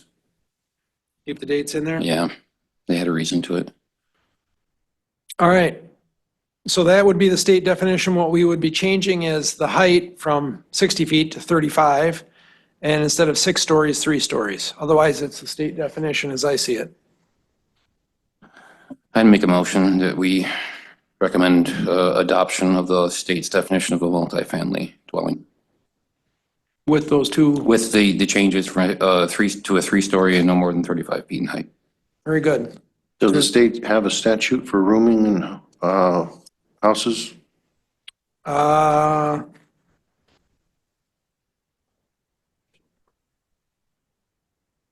Stay on the motion that's on the table. Yeah, is there a second to that motion? I'll second the motion. Seconded by Mr. Kinsley. Anybody need me to read it again? Yes, please. Multifamily dwelling means an apartment building, row house, townhouse, condominium, or modular home as defined in section 101.71, parent 6, that does not exceed 35 feet in height or 3 stories, and that consists of 3 or more attached dwelling units as defined in 101.61, parent 1. The initial construction of which is begun on or after January 1st, 1993. Multifamily dwelling does not include a licensed facility licensed under Chapter 50.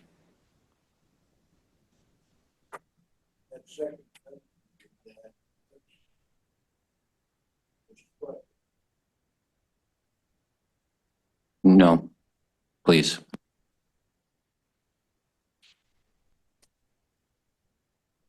Okay, I read it. Any other discussion? Peter, Steve, you good? Yeah, I'm good. I like the height that we're using for Sawyer too. So thanks for that history, Dale. You bet. All right, all in favor signify by saying aye. Aye. All opposed? One opposed.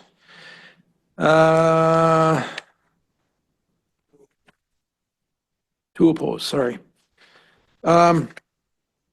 Then we have exhausted our definitions.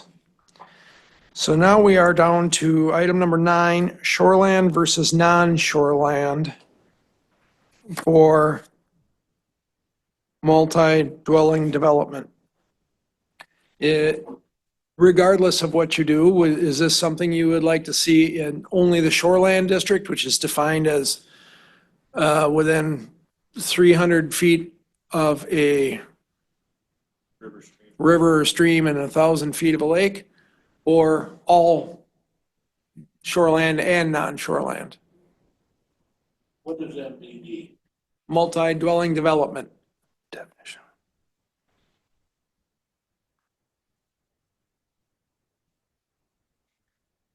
Go ahead, Sarah. So I brought this up at the last meeting only as an opportunity for conversation. The comprehensive plan for Sawyer County has an objective in there to basically support development patterns, protecting resources and development densities to minimize the effects of habitation on the environment. So brought it up just as an opportunity to maybe make a mark in the sand to say, point forward, no more multi-dwelling developments within the shoreland area. Just puts a line in the sand to say it doesn't impact anybody today, but you're taking a positive action to effectively look after your resource. So it's just an opportunity for discussion. Ken? So real quick, just so we're all clear, the current definition for a multi-dwelling development is a development regardless of form of ownership, consisting of 3 or more dwelling units, condominium, resort, hotel or motel units, or other units/structures intended for residential or long or short-term rental uses, all of which are to be located on the same lot. There's a lot in there. What we should look at this too is the closest definition that we've worked on so far has been this multifamily dwelling. Okay, when we're talking the number of structures. So the question is, do we want to allow apartment buildings, townhouses, row houses, and condos on shoreline? And I think the consensus for most of us is probably not. I think, again, having 1 or 2 dwelling units on a shoreline lot, I think is palatable for most of the towns. But when you start talking a townhouse with 6 or 8 apartments, I don't think most of the towns that's palatable to, and it doesn't, I mean, that's what our main thing here is trying to think what we can get to pass the towns. So that's what we're looking at here. And again, I'm still under the impression that, you know, multi-dwelling development, probably we should do away with that term altogether because we've been defining these things. We have no problem. We're running through definitions. Why do we have a definition of something that encompasses other things that are already defined? So there's a lot to unpack in that wording. It's mixing uses also, residential use with long and short-term rental use, commercial use. So, I mean, I think that causes a lot of confusion. But I would say overall, if we're going to keep it, I would think multi-dwelling development has no business in the shoreline zone. And if anyone wanted to build an apartment complex or a townhouse, people, a non-shoreline, we've been waiting for that. Everyone wishes that would happen, but it's not. So why would we want it on our shoreland only? Because no one's putting it on our non-shoreland. So I would say no to the shoreland area with multifamily, probably, and multi-dwelling development. Thank you. Anybody else? And maybe we put the cart before the horse because we've got removing MDD altogether as the next agenda item. Right.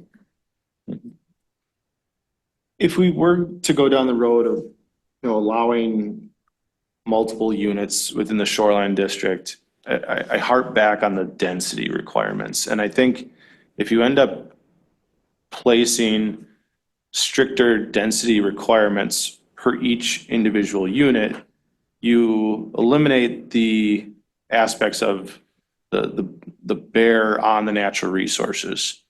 Because if you had a single family house on 100 feet and a single family house on 100 feet, there's no difference than 2 units on 200 feet. It's the same impact. So if you were to, this committee, were to look at, sure, they're fine in the shoreland, at least make per unit density requirements equal to having as a single family lot, 100 feet of frontage, 20,000 square feet of land area. That way, if someone was proposing a new resort, or there was a developer that wanted to do a 6-unit townhouse, they're gonna have to have 600 feet of frontage. That's my 2 cents. Yeah. Before we go to bond, it's been an hour and a half. Does anybody need a 5-minute break or are we gonna sally forth? We're good? All right. Bond. So Jay, do we have anything right now that is a hotel motel on a lake. Yes. How did they get that ordinance? This is way before my time. There's a hotel out on the end of, what is it, Reese's Road out on Nelson Lake. You have larger, I would call them almost townhouses, condominiums as part of Pat's Landing out on the Chippewa Flowage. Now this isn't within the city limits, but right next to the Comfort Suites, there's a large complex of townhouses on Lake Hayward. They are not non-existent. They're out there. How did that affect the people next Hey, door? Jake, what's the current zoning classification on those? The city ones, I wouldn't necessarily have jurisdiction. The Pat's Landing, I'd have to look it up, but I would assume that's probably RR2. All right, thanks. Your definition of what you're saying about a dwelling unit per 100 feet, is that the only way if somebody wanted to develop a new resort, that's the way they would have to lay out their cabins? That would be my suggestion that we would add, because the current ordinance doesn't verbatim state that each dwelling unit needs that minimum dimensional requirements for the density. The only time density is talked about is in the R1 zone district. And Linda Zillmer had brought it up earlier, and that there is an asterisk, and I can show you here if you can see the monitor. It's a little bit hard to read. But the only time it talks about it is within the R1 zone district, and they have this double asterisk within the RR1. When you further go down to the double asterisk as part of the notes section, the double asterisk means minimum for one family, add 5,000 square feet for each additional dwelling unit over one, plus additional area required by applicable Wisconsin admin A2 dimensional requirements, which I have no idea what that even is, but. So to not fully say Sawyer County, no resorts on shoreland, because I have heard a couple pitches of people wanting to make new resorts. You can at least say that, okay, you're gonna need a cup to do it, a conditional use permit, so towns and zoning committee get a kick at it.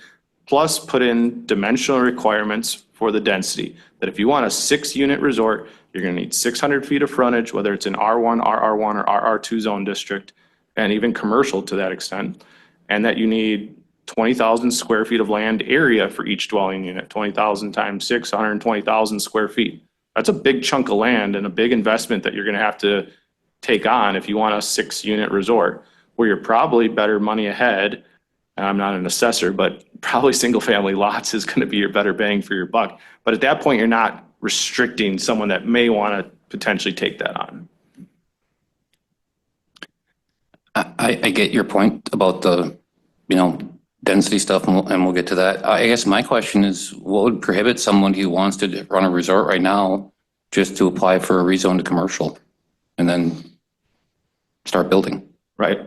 And What again, stops them? density is I mean, not talked about in commercial at all. I know, but right now we're talking about, again, we're mostly talking about these multifamily dwellings and but I mean, what, if someone wanted to do a new resort today on a lake lot, what would prevent them from doing it? I mean, 'cause it sounds like if we do away with multi-dwelling development, no one can do it, but I guess if I'm confused, why don't they just rezone to commercial and then they can start doing their building? So I guess I'm a little confused as to why doing away with multi-dwelling development in the shoreland would necessarily do away with any type of resort in the future. Because you're asking them to do spot zoning. Well, that's why maybe a resort may not get a rezone, depending on its location. But, and as I've seen in my short tenure as a town of Hayward chair, there's a wide range of what a definition of spot zoning is when it comes to how far from what. But that's, I guess, what I'm looking at. And maybe we shouldn't, people who want to, just buy up, some swampy frontage. I mean, is that the thing too? Are there going to be, frontage that can be used, or they're going to have 100 feet of accessible frontage with 500 swampy stuff, and then everyone's going to be using that 100? I mean, there's a lot of questions there. So, I guess to me, if someone wants to do a resort right now, there's avenues and we can get into commercial setbacks, but, I think allowing it on shoreland, through RR1 or RR2 is kind of a dangerous way to go. So your suggestion would be to have the resorts go commercial? I mean, ideally, in the long run, that would probably make more sense. If you want to codify things and have things going forward in the right way, I'm concerned with allowing a multi-dwelling development, which can, again, consist of a lot of different things on RR1 or RR2 lots. But again, if they are going to be allowed, I agree that there should be density requirements involved, like per dwelling unit, at least 100 per or something like that. So. I understand where you're coming from. I just want to make sure if Jay's okay with us doing spot zoning for commercial when it comes to resorts. Not up to me. Would we be against, or would it be against our best interest as a county town To do spot zoning to do spot zoning? happens all the time. And we've been doing spot zoning forever and a day, and when we don't, we change the rules. It used to be you could only have a horse in the ag zone district, and then it went to ag or Forestry and forestry, residential. one and with then it went to cup. residential. Now you can have a horse on wherever you want to have a horse, pretty much. I mean, it's, you see all the bark stripped off of trees and all these little 5 acre or 2 acre parcels. So times change, and, the zoning committee does their best in making decisions that are going to keep the north the north. We're still on shoreland versus non-shoreland. Laura, you say? I say, no multi-dwelling development on shoreland. We've got to start looking ahead too, and I understand that's not completely this committee's purpose right now, but as far as spot zoning commercially, as Dale said, it's done all the time, but there are still certain things that have to be adhered to. If you had to apply for a commercial permit, there's a lot of hoops to jump through on lakeshore property. There's environmental concerns that would have to be met. I think we would be just fine removing the multi-dwelling development, and I know that's next, but we have to look at shoreland as a separate entity versus non-shoreland. Was that a motion? Don't make me say that again. Like a motion.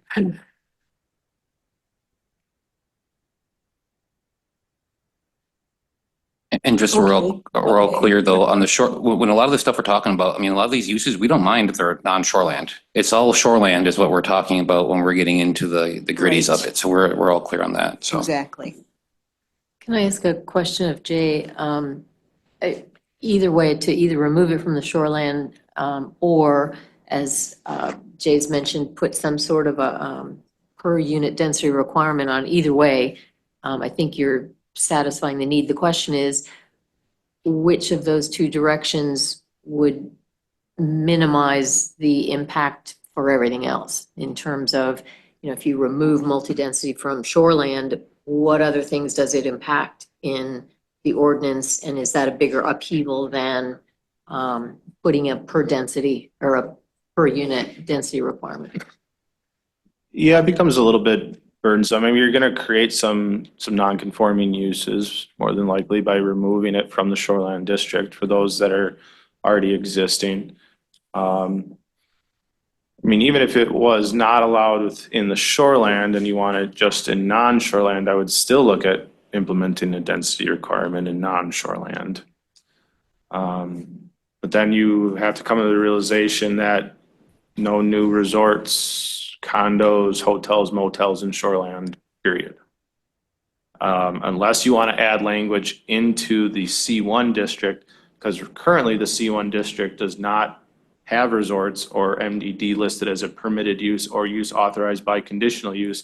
It only has that rooming and boarding house, which I don't know what that really means. We don't have a definition for it. Oh, yeah, I got Motels those is in definitions C1. for rooming and boarding house. We tabled I it. found those. Yeah. Stay on track. Shoreline versus non-shoreline. So Well, if we're going to say we want to do away with MDD, multi-dwelling development in the shoreland district, we're really close to being done. How would you do that? You do it without more resorts. What you're saying, right? So New ones, in R1 and RR2, yeah. and why don't then we recommend adding language to the C1 zone district to allow resorts? And potentially some version of multi-dwelling development, which we're gonna have to get into, I guess, a little bit more to really do, I mean, but, Or PUD. which I think is a better route for it, thank you. Then I would want to wait until we do C1 before we close this ticket. Because adding that is imperative to be people so that they can still get tourists in here, because this town is dependent on tourists. And again, I don't think anyone at this table doesn't want a new resort ever to be formed. I mean, obviously, there hasn't been one recently formed, but we want to provide an avenue. We just want to make it common sense and make it so you don't have residential neighborhoods all of a sudden have a resort in the middle of it. That's kind of what we're looking to avoid, so. Bon, go ahead. My biggest question on this is, it was actually answered by Jay, where C1 doesn't have anything about this. Okay, if that's the route we go, I understand, and that's a route, because we have to have an alternative. And the reason I say that is because, again, Hayward is built on tourism. It has been since it was conceived. And we cut this off, we're cutting our own hands off, along with all these people that are down Main Street that rely on tourists to come in here day in and day out. I'm not willing to do that. I think that we have the great intent. I think we need to look at this a little bit farther, because I don't think this is the route we really want to go. Because we cut off those people, we're cutting off our own hands. Certainly, and I can say from my standpoint, I think smart development is always good. You know, we're talking about, you can say the blanket, we rely on tourism. Yeah, sure do. In Hayward, not so much Coudray or Meadowbrook or Meteor, but the rest of the Hayward does. Now let's break it down. Maybe it would be better to have a park model on every, 1,000 park models of 40, we bring in more tourists. Well, no, we don't want to do that, and that's why we're here. When you talk about C1 doesn't have that particular option as far as being allowed, it sure doesn't. Most of the resorts, I would say the majority are R2. But people always have an option. They can rezone to that RR2 for a resort. They could, there's always a variance. A variance is always an option at the end of the day. They've been. Wait a second. Go ahead. Sorry, Dale, multitask. Okay. So that wasn't Steve. But, so it's what we think is best. And, if we want to get more resorts in here, it wasn't very long ago, it's been within my lifetime here, that everybody tried to sell their resort. That's why they all went condo. Hundreds of them. You couldn't hardly give them away. And it sure changed. But go ahead, Laura. Okay, and to Bon's statement, I guess also you look at the amount of tourist rooming houses we have now and the amount of tourism that has increased because of that. And while looking at keeping tourism viable in this area, we also have to look at keeping the resource viable to continue that tourism. And overdevelopment of shoreland is not the proper way to do that. And with all of, again, reiterating, with all of the short-term rentals that didn't used to be part of the tourism industry here now we have over 600. So it's not like we are in defiance of or not promoting tourism. We do a good job with our tourism promoting, I think. But I don't think we should do it at the expense of the resource, which is why people want to come here in the first place.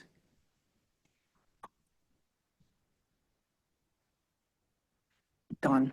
Anybody else want to kick in it?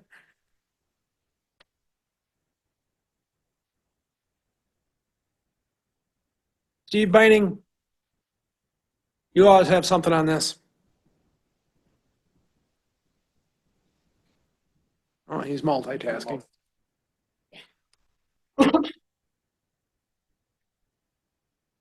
You want to table this? So which, are we tabling, which number are we? Nine. Number 9? Well, yeah, I suppose, I mean, that, we all know that we're trying to define certain things of what are allowed more on shoreland versus non-shoreland. I mean, that's all clear to us, but as far as what goes where exactly, I guess, yes, we're gonna have another meeting to make that determination. So I'd make a motion to table until the next meeting, whether it's in 2 or 3 weeks, exactly what items are in the shoreline versus non-shoreline zones for this ad hoc committee. Motion. I would second. Second for my bond. All in favor? Tabling? All opposed? Okay, number 10, removing multi-dwelling altogether. Jay, why don't you give this one your initial? Yeah, I mean, you initially talked about, what happens or what's the worst case scenario if we remove multi-dwelling development altogether? Well, we have a definition of kind of what multi-family dwellings is. I mean, that is for 3 or more dwelling units, apartments, townhouses, row houses, condominiums, manufactured homes. If you're looking for a fix to affordable housing, I would think the worst thing you could do is prohibit multifamily dwelling development altogether. You can craft it into specific zone districts, shoreline versus non-shoreline, but removal altogether, it seems like a going backwards in time type of mentality. Mr. Bassett. Question. There's a lot of property in Sawyer County that have garages with living units upstairs. What are they being used for? Are they like? Let's do a list. Painting room, drumming room, Art studio, art studio, office, workshop. workout room. We don't know what they're actually doing. Apartment. Well, I realize that, but I just figured like Jay would have a rough idea what's going on. It's a use issue, and it's a very difficult to regulate use issue. I have seen it firsthand where I've gone out and said, oh, this garage, there's someone living upstairs, and lo and behold, the owner took me up there. No, they stored their patio furniture from the winter. They had a Christmas tree that they had stored up there, and some other like furniture was used as overflow storage. And then I've gone to other ones where like, oh, this is a nice little garage, and they've segregated off a wall of one of their doors, and they built a whole new little apartment complex for their in-laws to stay in when they come up and visit. It's a very difficult to enforce use issue. Those that have habitable living area in them, 99.9% of them are illegal. Yeah, but you can't eliminate them. I mean, some of them have been there for decades. Correct. And we did craft out ordinance language back in 2020 to allow for what we've referred to now as temporary guest quarters, which does allow for overflow sleeping, less than 500 square feet, no segregated walled off areas, no kitchen facilities. They can have a bathroom, but that includes in part of the square footage. Because it was so hard to regulate that use, we ended up permitting it and getting proper permits on it. Now those, again, the ones that are out there, more than likely are an illegal use, but that is the issue, is a use issue. I'm not going out there at 9 o'clock on a Saturday night to make sure that the grandkids aren't going into the garage to sleep in there. There's nothing in ordinance that prevents, a 2-story garage. It's the use and it's the mentality is, a lock keeps an honest man honest. What you've submitted on your land use permit for storage above your garage should be used as storage above your garage. If you converted it now into a separate living quarters, it was done illegally. And we've struggled with that for decades in the zoning department. And still will. So it is 5 minutes to 4. We were supposed to be wrapping up here at 4 o'clock. for the next meeting. I think we have to start out with, kind of where we left off. What I'm hearing kind of is, if somebody wants to do a new resort, how are you going to be able to do it? So that has to be kind of number one. After that, we do have a path for them to start a new resort. Then we can do everybody else. So the shoreland versus non-shoreland, removing MDD altogether, the habitable area above the garages, which, no. And use and structure, density requirements, and we can kind of go start at number 9 and just add in, before 9, we would do basically a path to do a resort. If somebody really wants to,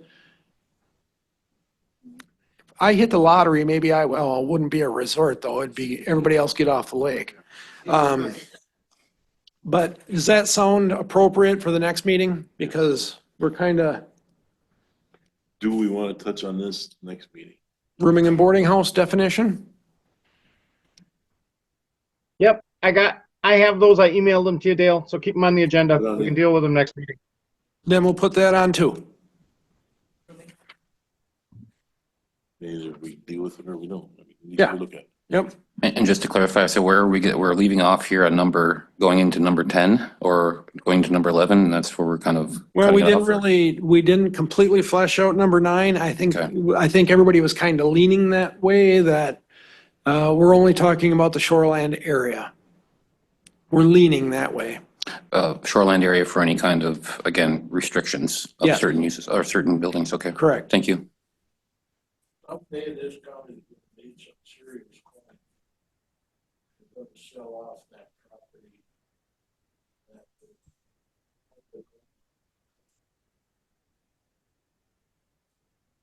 Wondered where that would go and what that would do. And I believe the birds are gonna come back. Maybe not big in this county, depending on our bonus. But I think the birds are gonna become a little bit more popular and bigger back in the 40s and the 50s. That's only my opinion.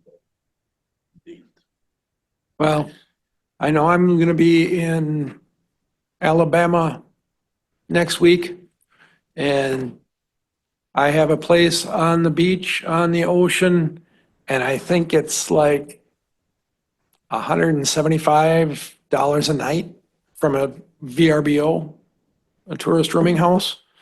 You know, you can't beat that. We got our whole place right on the beach by ourselves. And I don't pay for it, but still. Yeah, you never know. Any other business before we wrap it up? Thanks for sharing your vacation plans, Tia. Do we want to, Sincerely appreciate it. we need to set a next meeting date. Next meeting date would be excellent. I really like this 2 to 3 week thing. If closer, I hope that our agenda setting hasn't been too much of a taxing presence on the zoning department. But I would be happy to keep up a 2 to 3 week, renewal with our committee to keep going. Today is the 6th. That would put us at 20th? 2 weeks. Yeah, February 20th would be 2 weeks if that's okay with zoning. We want to talk to Jay and Kathy because again, we don't want to put any undue pressure on them.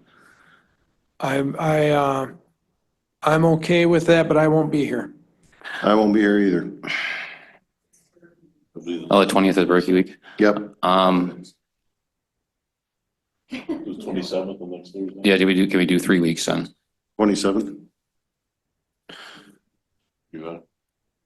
27th? Yes, I can.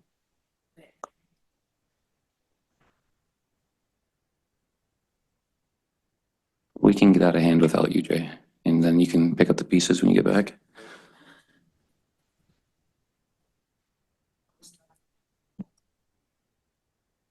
No, I will be here. Yep, I'll be here on the 27th. 27 and 2. 27th at 2? Sounds good to me. It's like,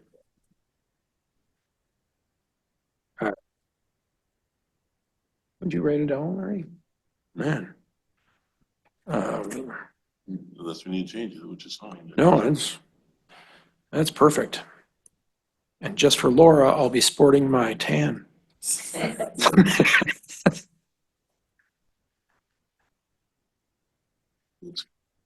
So we'll wrap it up. Yeah, we got time for end of the thing comments? All right. Thank you. No, I thought it's first.